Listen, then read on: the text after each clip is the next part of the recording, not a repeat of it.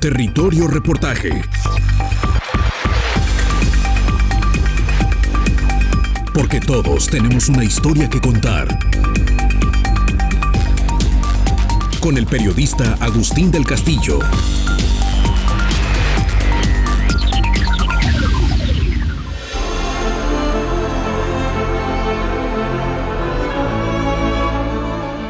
Un maratón en las aguas del Océano Pacífico. Primera parte. La tarde envejece mientras las pequeñas embarcaciones salen lentamente de la pequeña caleta, que alberga una modesta y frágil aldea de pescadores en la isla Isabel, un promontorio de menos de 2 kilómetros cuadrados a unos 43 kilómetros de la costa de Nayarit y alrededor de 70 kilómetros de sus hermanas mayores, las Islas Marías. Aquí, en este rincón rocoso del Pacífico mexicano, más que los humanos, son la diversidad de los pájaros marinos los que reclaman de forma ruidosa su perenne y milenaria posesión. Apenas una jornada atrás, desde la mayor elevación de esta ínsula, los viajeros pudimos apreciar hacia occidente la impresionante fiesta de colores con que termina el día. El sol se hundió en el océano, como decían los antiguos. Un atisbo de lo absoluto que, en palabras del gran poeta Rimbaud, vertidas a la lengua castellana, sonaría más o menos así: recobrada está, que la eternidad es la mar que se fue con el sol. En esta ocasión, el ocaso, con su fusión de mundo marino y cielo azul, rachas de nubes y rojo de agonía, nos acompañará de espaldas, mientras las lanchas deambulan en dirección al oriente, casi al exasperante ritmo sinuoso de las olas. La isla empequeñece mientras comienza el lento avance de la pequeña flota de 3, custodiada por un barco un poco más robusto de la Marina Mexicana. Es el comienzo de la travesía para la que se ha preparado durante los últimos meses una apasionada deportista que ya solo compite contra sí misma, Stephanie Montero. Ha penetrado en el océano con su traje de baño, su gorra de bañista, sus gogles, su disciplinado cuerpo, su historia personal y su formidable fuerza de voluntad. Tiene un propósito ambicioso que la ubica sin duda entre esa pequeña élite de humanos que realiza acciones que para el común de los mortales son descabelladas. Cruzar a nado crudo las aguas, por primera vez desde que se tiene memoria, desde este islote hasta las playas donde comienza confusamente el continente terrestre. Ese mundo anfibio donde las aguas y los limos coexisten y batallan, las dilatadas marismas nacionales de Nayarit.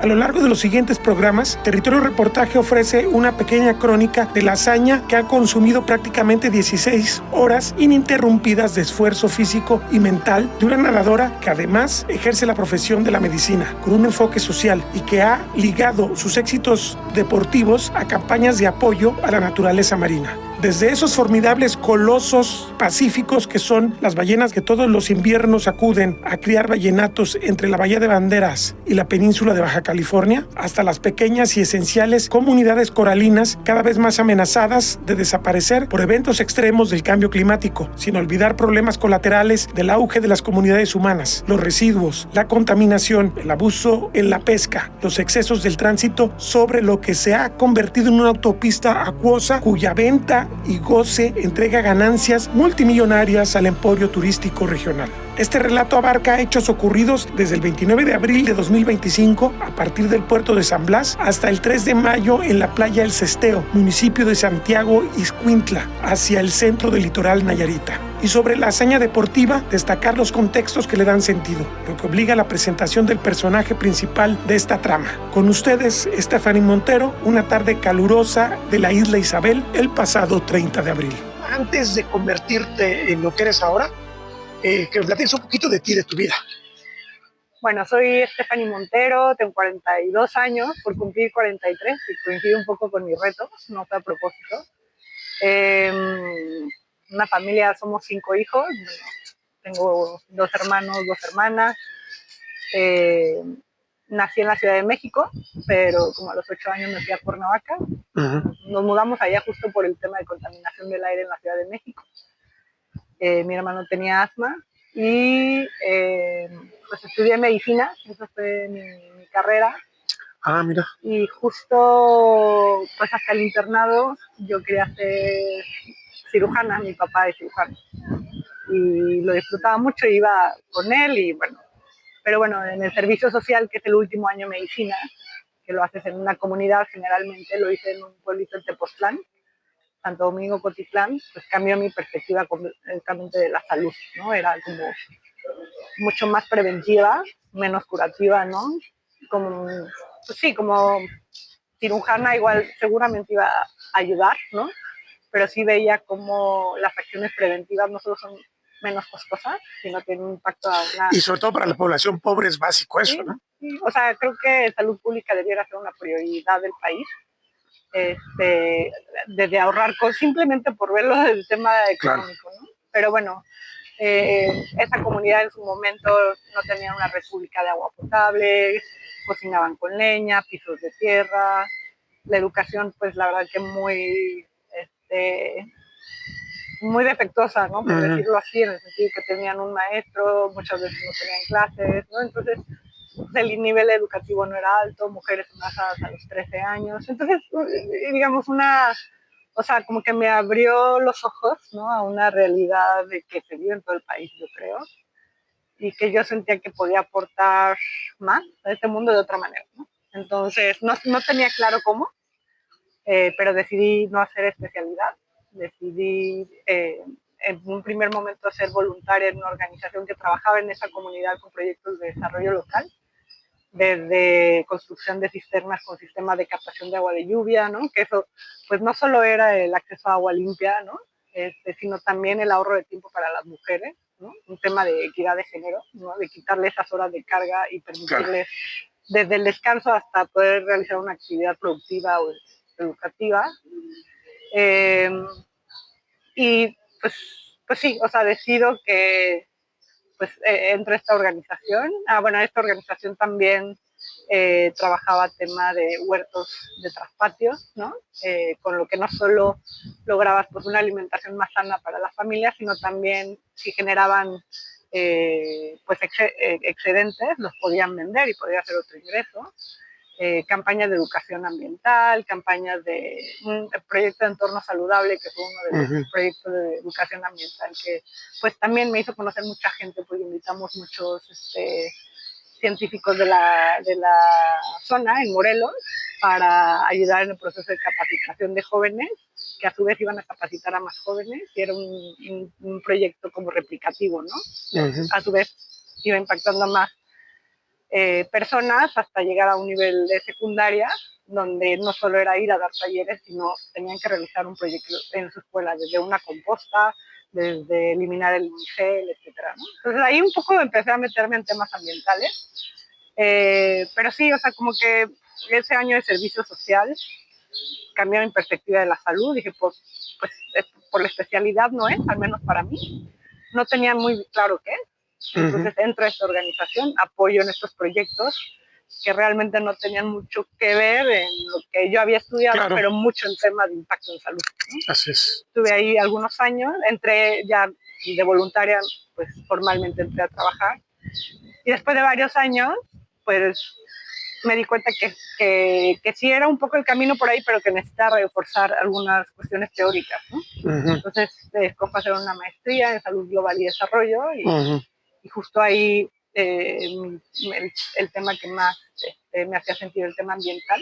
O sea, de hecho, la contaminación del aire es el factor ambiental que más impacta la salud de la población en el mundo. Entonces, pues me fui yendo como hacia temas ambientales de aire y cambio climático. Regresando de la maestría, regreso a Morelos, me invitan a participar en la Secretaría de Desarrollo Sustentable que se acababa de crear en Morelos. Y no tenían un área específica de salud ambiental, ¿no?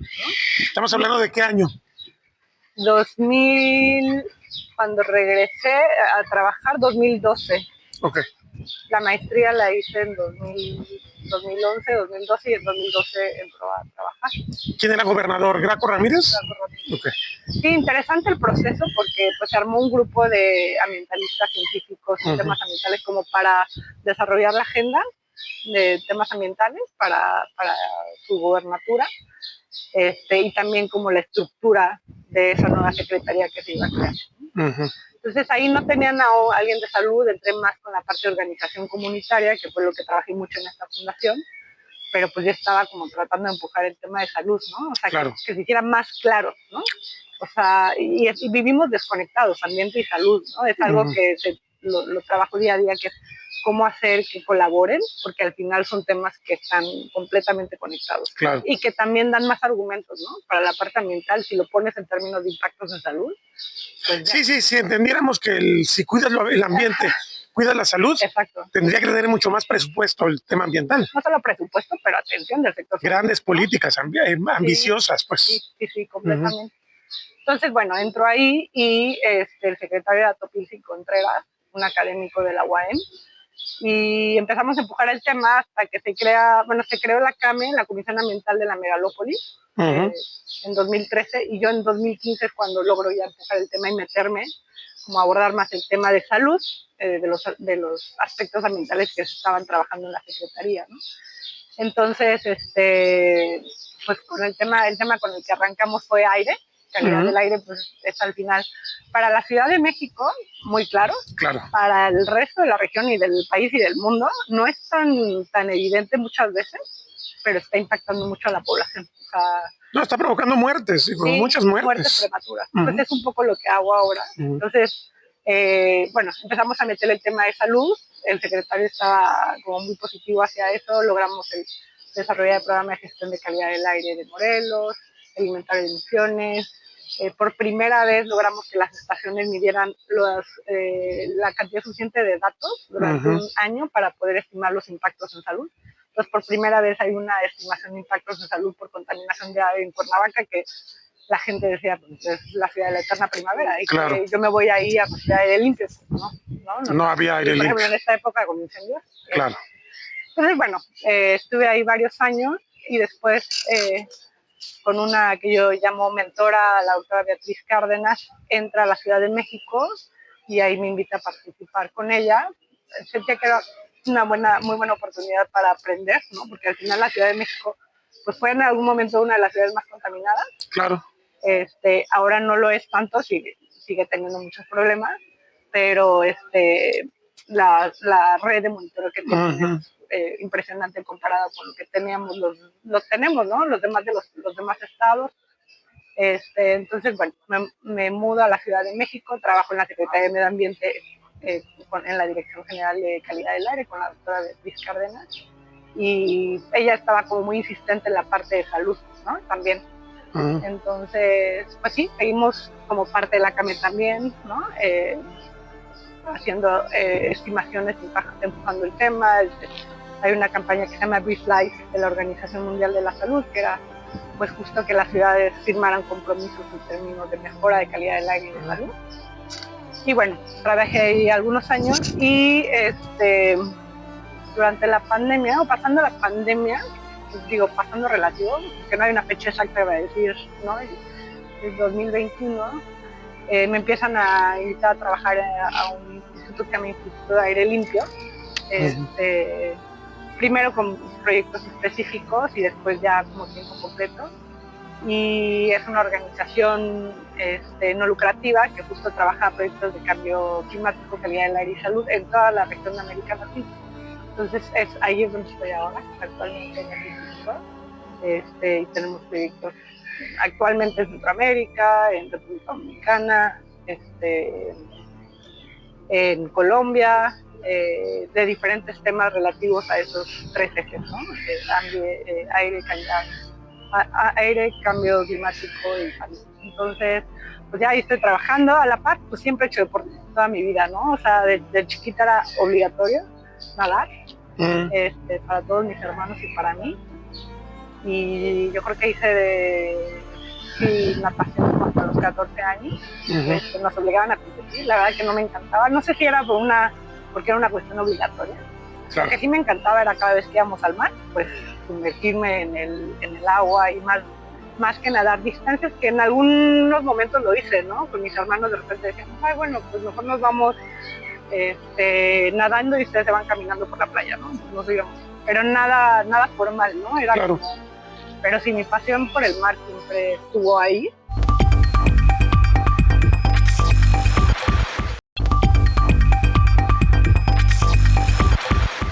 Isla Isabel es una área natural protegida con más de 40 años de historia, pero en realidad centurias de actividad humana. No tiene una población permanente en cuanto a individuos, pero sí hay una comunidad pesquera que ha explotado sus bajos durante muchas décadas y que ha conocido los secretos del vasto litoral salpicado de islas en medio de un extenso páramo marino. Emilio Santiaguín Camarena, ahora prestador de servicios, tiene una interesante historia que contar. Desde hace 18 años, de 2007 empezamos. ¿Y a qué se dedicaba antes? Pescador de aquí de Isla Isabel, desde desde el 81 hasta esa fecha. Entonces, ¿cuántos años tiene ahorita? Ahorita de edad tengo 65 años. De los cuales empezó de pescador, ¿a qué edad? A los 17 años, pero trabajando en las otras islas, allá en Cleofas. En las Marías. En las Islas Marías, por el lado del sur, en la pesca del tiburón. ¿Cómo era en esa época cuando usted empezó a trabajar? ¿Cómo era el mar y qué tan riesgoso es la pesca de tiburón? Mira, precisamente hace rato estuvimos platicando anécdotas de esos tiempos y la verdad había mucha vida, mucha fauna. La verdad era muy buena la pesca del tiburón, pero pues con el tiempo se fue cayendo mucho la pesca. Y ya después de que ya no pesqué el tiburón, en el 81 vine aquí a la Isla Isabel a trabajar, me invitaron, y desde entonces sigo viniendo año tras año, ahora como prestador de servicio.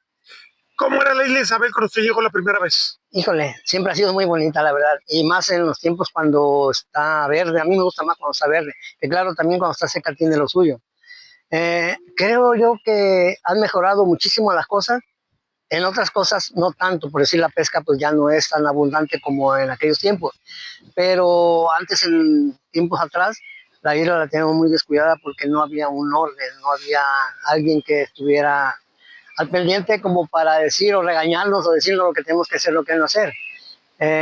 Ahorita yo la veo que, aunque a veces con algunas fallitas se puede decir, pero está mucho mejor que otros tiempos, en cuanto a la basura, en cuanto a mantener el orden, en cuanto a hacer lo que tengamos que hacer y no hacer lo que no debamos hacer. Esta construcción que se ve toda deteriorada, ¿ya existía cuando usted empezó a trabajar aquí? Me tocó venir afortunadamente en una ocasión, sería 79, 78, no sé, en una ocasión que vinimos de María Cleofas hacia este rumbo al Tiburón, no precisamente aquí a la isla, sino más o menos a medio camino, y no sacamos gran cosa. Entonces nos vinimos aquí a descansar y todavía no estaba esa construcción, había un cañaveral, todo eso era un cañaveral ahí de aquel lado, y me tocó verla cuando no había esta construcción.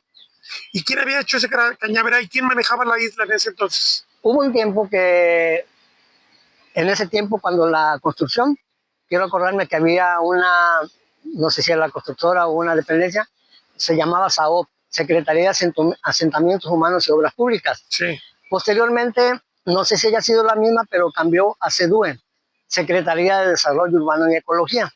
Después allí siguió Sedesol, hasta que en algún momento, no recuerdo exactamente cuando ya en lo que era Semarnat, o más bien CONAM, en un brazo, voy a ponerlo así, de Semarnat, se hizo cargo ya de la administración de la isla, como para estar más al pendiente de ella. Porque el decreto existe desde 1980, ¿no? Sí, tengo entendido que en 1980, pero tal vez está el decreto, pero no se actuaba. No pasaba nada No aquí. pasaba nada, así es.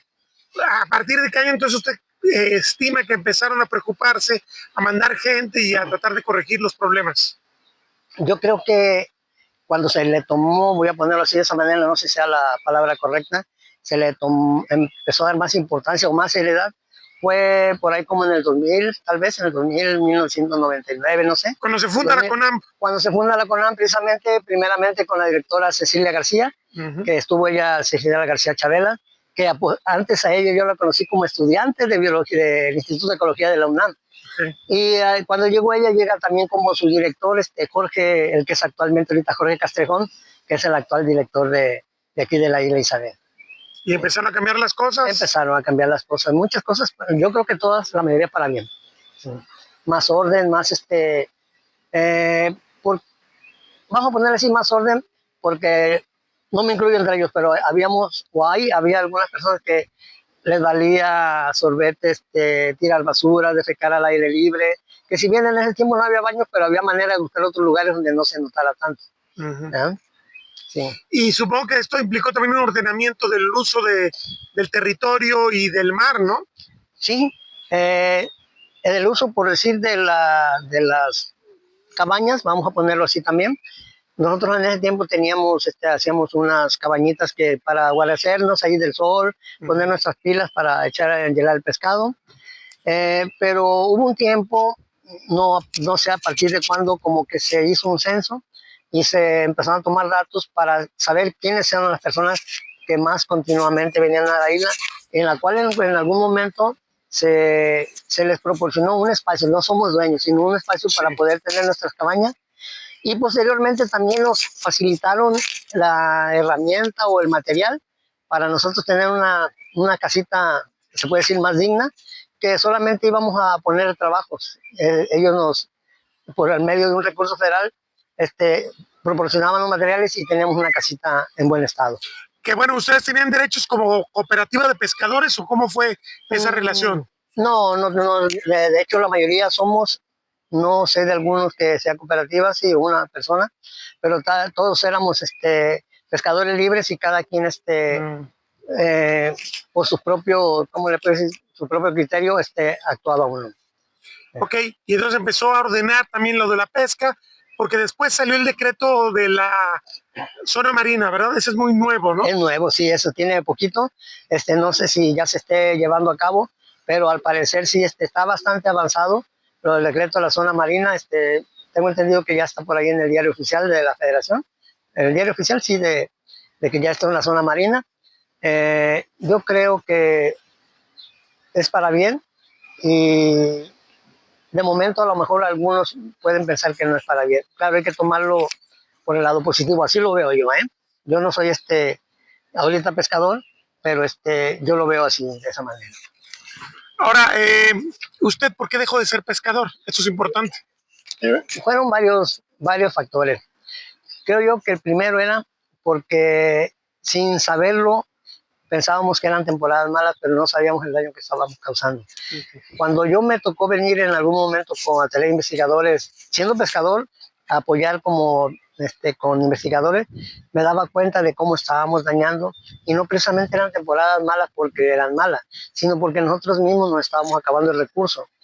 Así lo siento yo. Entonces, yo tenía hijos en la escuela, ya en algunas universidades, y la pesca iba menos, entre más menos, hasta que un día decidimos, y digo decidimos porque a mí me apoyó mucho mis muchachos, mis hijos, mi señora, decidimos dejar la pesca, pero sin dejar de venir a la isla. Entonces fue que decidimos ingresar como prestador de servicios. O sea, ¿ya había dado el gobierno facilidades para prestación de servicios? ¿O cómo fue que se les ocurrió dedicarse a esto? En algún momento también ya había otras personas que eran prestadores de servicios, pero no precisamente de aquí de la isla, sino de otros lugares, digamos en San Blas, cerca de San Blas, y platicando también con algunas personas conocidas, doctores de unas universidades, me comentaron: oye, Emilio, si te dedicas al turismo, pues, estaría bien. Ese fue uno de los factores por el cual yo dejé la pesca, porque ya venía menos. La otra, que también era no menos importante, mis muchachos les gustaba mucho la pesca y se venían de raíz diciendo que estaban en primaria a estar aquí conmigo. Viendo cómo estaba la pesca, yo no quería que ellos fueran pescadores. No les iba a quitarle la intención, pero tampoco les iba a proporcionar las armas para que ellos se vinieran cuando yo veía que la pesca estaba de plano en decadencia. Entonces, ¿qué hicimos? Me dejo de pescador y ellos siguen viniendo, pero apoyándome como prestador de servicios. Ahora los dos son capitanes de una embarcación cada uno de los muchachos. Ahora, ¿por qué decayó tanto la pesca? ¿No fue muy repentino? ¿No fue muy drástico? Yo le atribuyo a que cada día éramos más pescadores, y cada vez éramos más, y entre más era el doble o triple las artes de pesca que utilizábamos. Entonces había momentos que en los espacios que podía haber, porque tenemos reconocido varios espacios de había, ya era a lo mejor insuficiente, aunque es grande la isla, es grande el mar, pero no en todos los lugares hay pescado.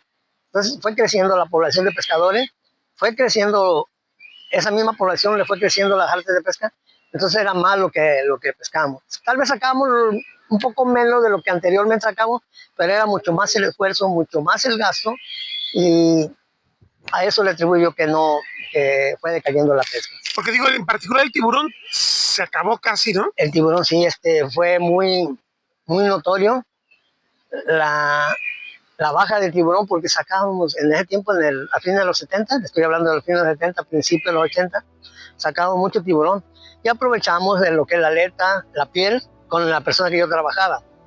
La carne, la piel, la aleta y el hígado.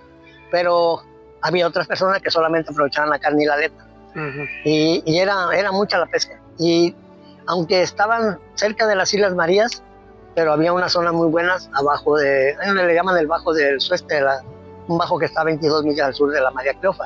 Y alrededor, por la parte de afuera de la Cleofa, por la parte de afuera de la Magdalena, también son unas muy buenas zonas de pesca de tiburón, y se explotaba bastante. Aunado a eso no me tocó verlo a mí, pero creo venían barcos de otros países y se llevaban la producción. Eso no me tocó verlo, pero algunas personas sí lo vieron. Entonces, de algún modo mataron la mata, la gallina de los huevos de oro. Sí. Porque ya no se recuperó esa pesca de tiburón. No, yo creo que se puede estar recuperando porque ya casi no la hacen por una cuestión, por incosteable. Incosteable porque podía ser poca la producción, el precio ya no es tanto, porque antes también el precio de la aleta era muy elevado y los costos para ir a pescar a ciertas zonas es mucho, entonces no es costeable.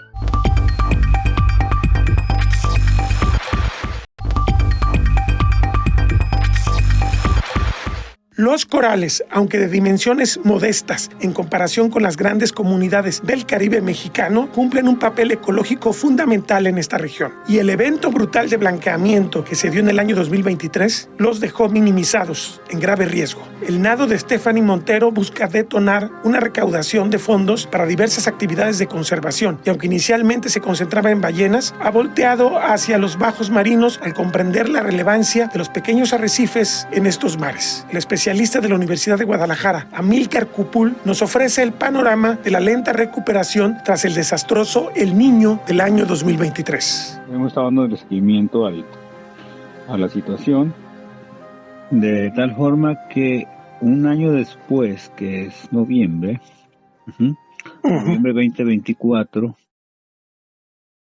hemos visto que llegó el punto crítico de cobertura de coral, porque aun cuando en noviembre del 2023, que digamos que fue cuando hicimos la evaluación, una vez que ya se había dado por terminado el evento, pues llegamos a contabilizar alrededor de que nos había quedado alrededor del 4% más o menos de cobertura de coral. En noviembre del 2023. La siguiente evaluación la volvimos a hacer en marzo y bueno, pues lo lógico que pensábamos es que pudiera empezar una estabilización o inicio de una recuperación, pero bueno, lo que encontramos fue que seguían presentándose los estragos del evento del Niño, el sobreencalentamiento, y todavía en marzo encontramos un valor más bajo de cobertura coralina. O sea, menos del 4%, ¿tú? Sí, nos fuimos hasta alrededor del 2%. Hablando en los sitios en los cuales estamos haciendo el monitoreo. La profundidad pues va desde los 2 hasta los 11 metros más o menos. ¿Y qué tan representativos son los sitios de lo que ocurre en toda la región? Bueno, sí, son bastante representativos. La región es la que tiene la mayor cobertura, que tenía la mayor cobertura de coral en la bahía. De hecho, la que tenía cobertura de coral. Entonces, estos sitios, que son los que hemos monitoreado desde 2010, con eso tenemos más o menos el pulso y el registro de cómo va la cobertura coral. La mayor pérdida la tuvimos entre 2 y 6 metros, ¿sí? Porque los que están un poquito más profundos, hablando de los que están de 8 a 10 metros, se han ido poco a poco recuperando principalmente las especies que llamamos masivas. las que no son, o sea, no ramificadas, sino las masivas, que son las del género Pavona y principalmente, y la otra es género Poides, que va muy lento, pero Pavona ya está en proceso de recuperación, o sea, algo que muchos le han llamado el efecto Fénix. Me parece que está todo muerto y pues surge de las cenizas, ¿no? Entonces, lo que pensamos es que, bueno, parte de esto se debe a que queda tejido remanente en algunas partes del esqueleto, y cuando ya se mejoraron las condiciones empieza otra vez a extenderse el tejido y a reproducirse, a dividirse y empezar a desplazar la macroalga sobre el esqueleto, y empieza a recubrir toda la zona nuevamente. También lo vimos en algunos ejemplares de corales ramificados un poquito más profundos, o sea, hablando de no de los de 6, sino de los que están como a 8 metros, con el mismo proceso de que del interior del esqueleto, de la parte interna más bien dicho, no de adentro del esqueleto, sino de la parte interna de la colonia, que queda un poquito más recubierta, digamos, que queda en las paredes, aparentemente de ahí empiezas otra vez a surgir el tejido y a desplazar las macroalgas, pues un proceso un poquito más lento, ¿no? Y también esos que están a esa profundidad de 8 metros, muchas de ellas ya se recuperaron. Algunos de los fragmentos que habíamos nosotros restaurado, que utilizamos para restauración, ya se recuperaron. Pero sigue siendo lenta la recuperación. Ahorita acabamos de terminar la semana pasada el monitoreo de este año, porque este estuvo bien raro.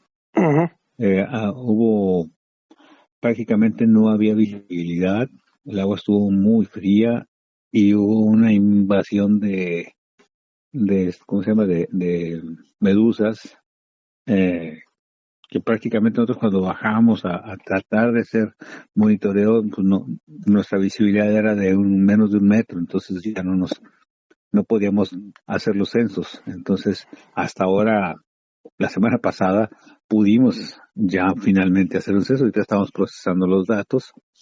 No te podría decir todavía cómo va. Pero me dices que en noviembre del 2024 hicieron otro monitoreo. Sí, ese. ¿Cómo iba en relación con la?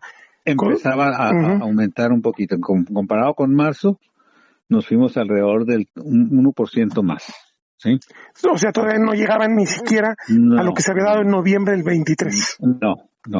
Yo creo que ahora ya con este último, en cuanto tengamos los datos, deben andar más o menos por ahí, porque ya algunas pavonas ya se recuperaron, y en cuanto tenga la información, te la hago llegar para que lo tengas por ahí el dato. Pero bueno, eso es lo que vimos, y además algo interesante que también surgió es que, bueno, una vez que el coral, la mayor parte de murió por efecto del sobrecalentamiento y la inanición, obviamente se viene un proceso de recolonización del sustrato, es decir, del coral muerto, y uno de los aspectos que colonizó principalmente estas colonias fueron las algas, lo que llamamos nosotros las algas calcáreas articuladas. Son pequeños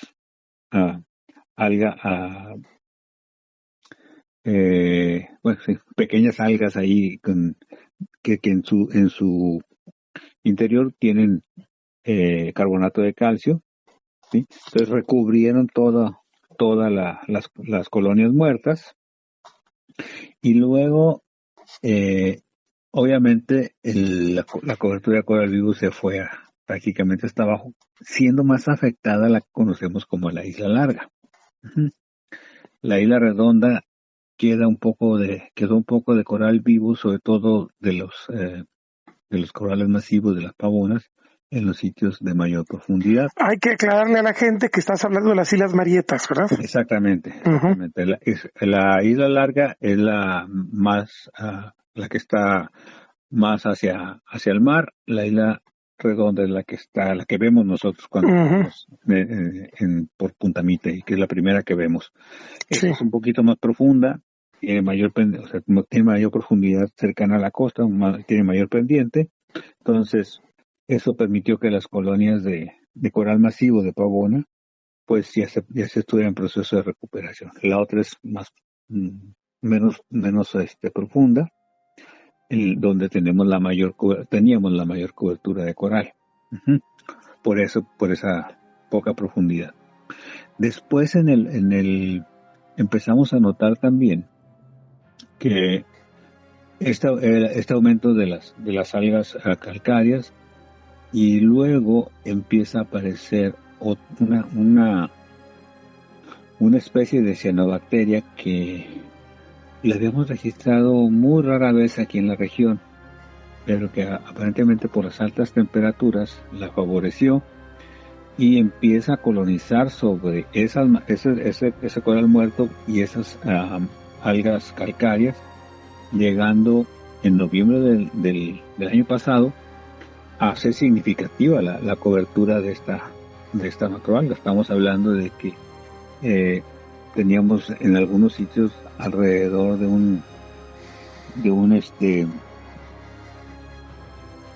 una cobertura de esta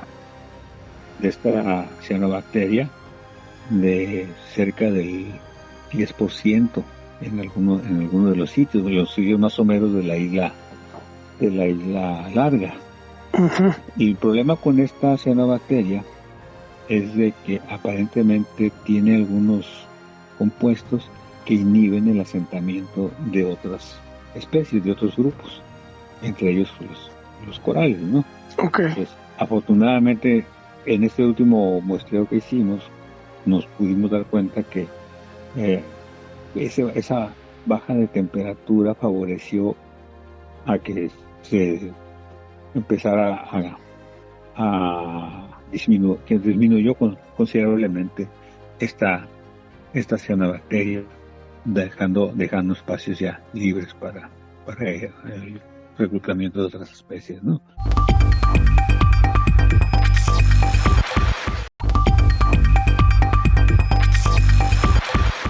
El mar como dimensión espiritual, de adaptación y sometimiento a los enormes poderes de la naturaleza. Para Stephanie Montero es mucho más que un espacio de recreación donde se establecen récords personales. Ahorita el agua para mí es mi espacio de paz, ¿no? Claro. Las competencias para mí no lo son. O sea, cuando empecé con aguas abiertas, pues empecé en eventos, porque pues al final yo no estaba, no conocía qué tan seguro era nadar aquí, y los lugares, etcétera, te crean ese espacio, ¿no? Pero al final ese acelere, ¿no? De competir, de ganar, como que pierde, para mí, ¿no? Como esa conexión con el mar, ¿no? Porque es como ganarle y ahí van, ¿no? Sí. Y cuando lo que yo disfrutaba más era entrenar, porque entrenaba sola, me iba al río, y me perdía, ¿no? O al mar, y cada vez fue más distancia, ¿no? Entonces, bueno, ¿quién soy? Pues soy una médico que trabaja temas ambientales y de salud. O sea, mi bandera es la salud, pero desde el punto de vista ambiental, desde el punto de vista preventivo, ¿no? Tratar de reducir los impactos en salud, los costos en general. Soy una deportista apasionada. Hice muchos deportes. Dejé de nadar a los 14 años, hice muchos deportes. Y hasta hace aproximadamente 4 años, en 2021, a finales de 2021, estaba entrenando para maratón y me lastimó la rodilla. Y me dice el doctor, lo que puedes hacer es nadar mientras te recuperas, hacemos fisio y vemos si puedes hacer el maratón, ¿no? Pues yo me metí a nadar y me puse a nadar mucho para tratar de mantener la condición. Si me decían que sí, pues al menos en condición iba a poder, ¿no? Hacer el maratón, y empecé a nadar pues 5, 6, 7 kilómetros, ¿no? ¿A dónde ibas a nadar? En Villa Olímpica, porque ahí iba a correr, a hacer pista, y entonces pues cuando me dijeron no vas a poder correr por ahora, pues era la alberca que veía que existía, ¿no? Entonces, en un principio fue regresar a la alberca para seguir corriendo. Eso era. Claro. Al final intentábamos trotar y se me inflamaba otra vez la rodilla. Me dijeron, no vas a poder hacer un maratón. ¿no? Pero ya estaba yo nadando esas distancias. En una semana, ¿no? Empecé a nadar hasta 6, 7 kilómetros. Y un amigo triatleta me dijo, bueno, a ver, no se acaba el mundo, lo que puedes hacer es un evento de aguas abiertas. Y la verdad es que yo sí, siempre muy en contacto con el mar, pero no conocía ese mundo de las aguas abiertas, que ahora es un boom, hay un boom increíble. Sí. Y me dijo, según yo en 2 o 3 semanas hay un evento en Cisal, Yucatán. Entonces regresé de ese desayuno con él y me metí, investigué y ahí estaba y se veía maravilloso Cisal y fue un evento maravilloso. Un día increíble, un amanecer, lo tengo aquí grabado, ¿no? En mi mente, con los rayos así del sol como en tirita, como la bandera de Tíbet, como así, increíble. Y el evento fue una maravilla, ¿no? Lo disfruté muchísimo, fueron 5 kilómetros. Y era una competencia. Era una competencia. Y me fui con una chica que, además, como también esa buena vibra, a ver, también con los corredores, pero siento que en la nadada hay como más hermandad y apoyo si ves a alguien que no, ¿sabes? Como que me fui con una chica que no nos conocíamos y me paré tantito a tomar y dijo, no, sigue conmigo, ¿no? Entonces, no sé, también esa parte de, pues he hecho muchos amigos y amigas a través de la natación. ¿Cómo se forjó esa carrera que nos tiene ahora en Isla Isabel en busca del mayor hito que tiene como nadadora? El azar tuvo su papel relevante, como en tantas cosas que ocurren en la vida de un ser humano. En diciembre de 2021, después de hacer Cisal y Acapulco, eventos de aguas abiertas, pues decido buscar un evento cada mes, no solo por el evento en aguas abiertas, sino porque también me encanta viajar, ¿no? Y al ver Cisal, que era un lugar que no conocía antes, descubrir otros lugares como hermosos de México que es necesario proteger. Y bueno, en enero hice un evento en Las Estacas, en Morelos, que es parte de hecho de un área natural protegida. En febrero en Matanchen, Nayarit, que es la primera vez que conozco la Bahía de Banderas. Voy al evento en Matanchen y regreso a la bahía y por primera vez veo ballenas jorobadas. En marzo hice un evento en Catemaco, Veracruz.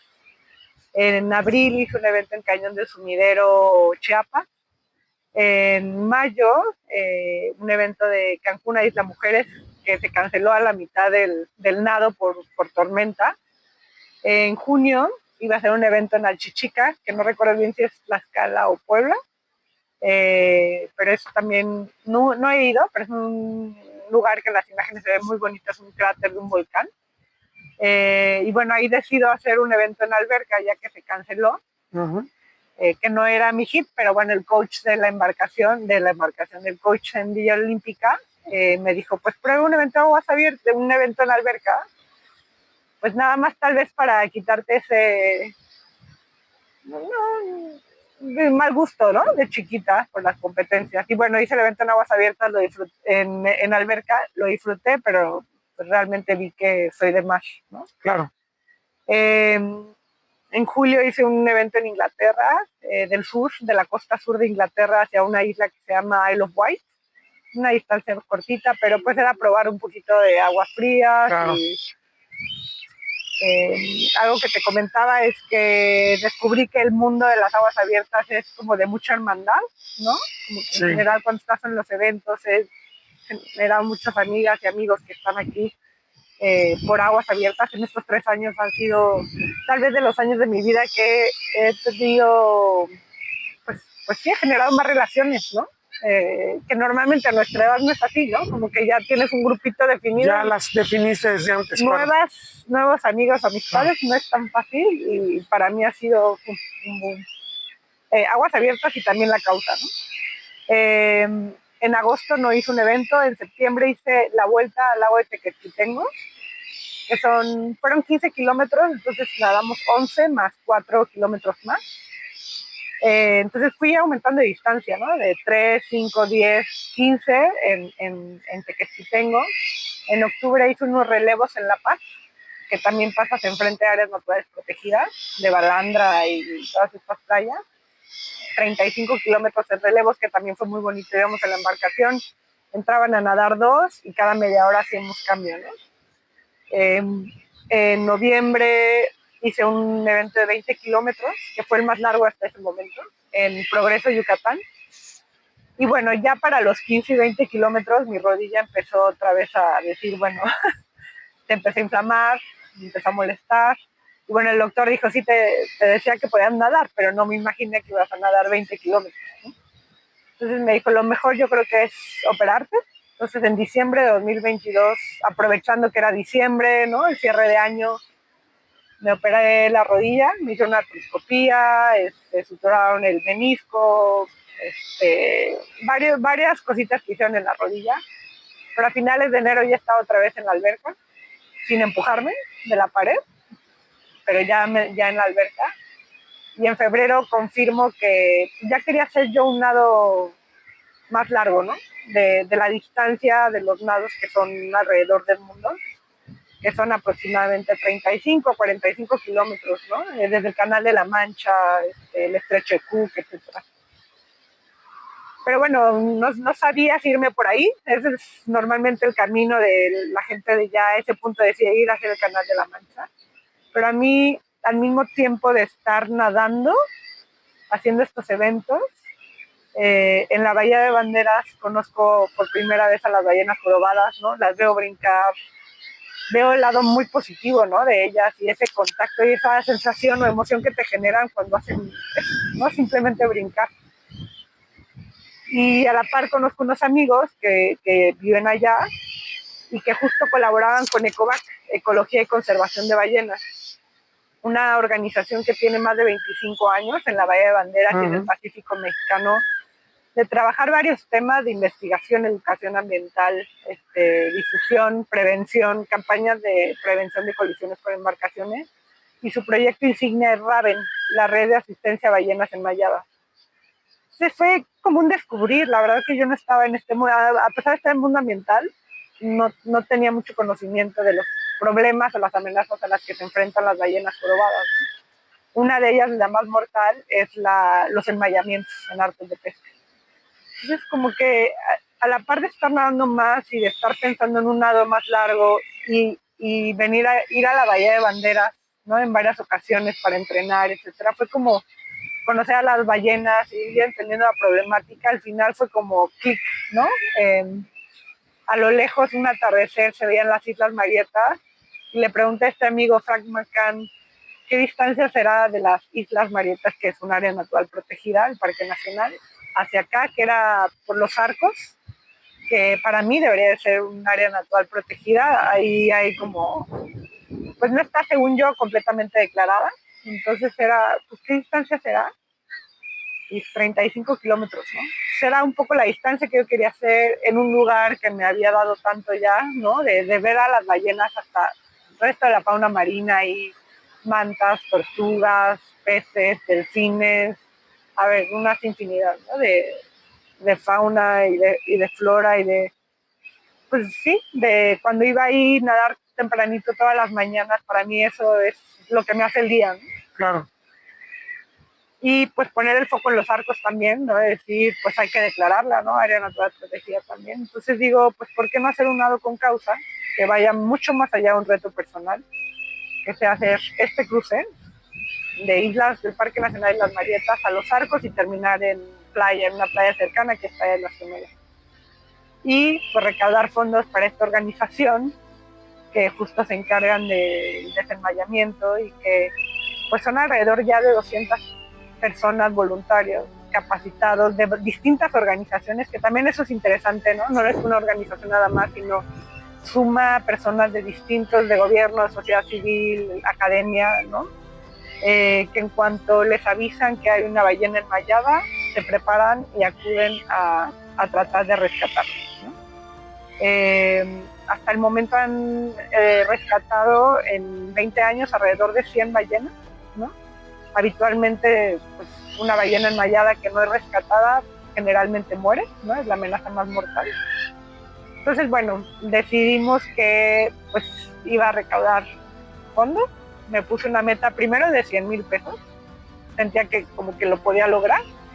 Y bueno, hacer el cruce, ¿no? En noviembre de 2023. Esa meta después se incrementó a $500,000 porque pues empecé a hablar y a comunicar con varios actores en la bahía, desde la Asociación de Empresarios, la Comisión Nacional de Áreas Naturales Protegidas, específicamente el director del Parque Nacional Islas Marietas, que es Jorge Castrejón, con los medios de comunicación, con organizaciones de la sociedad civil y a través de esas organizaciones con empresas, hoteles, etcétera, y todos empezaron a decir, sí, apoyamos, ¿cómo te apoyamos?, ¿no? Territorio Reportaje. Porque todos tenemos una historia que contar. Con el periodista Agustín del Castillo.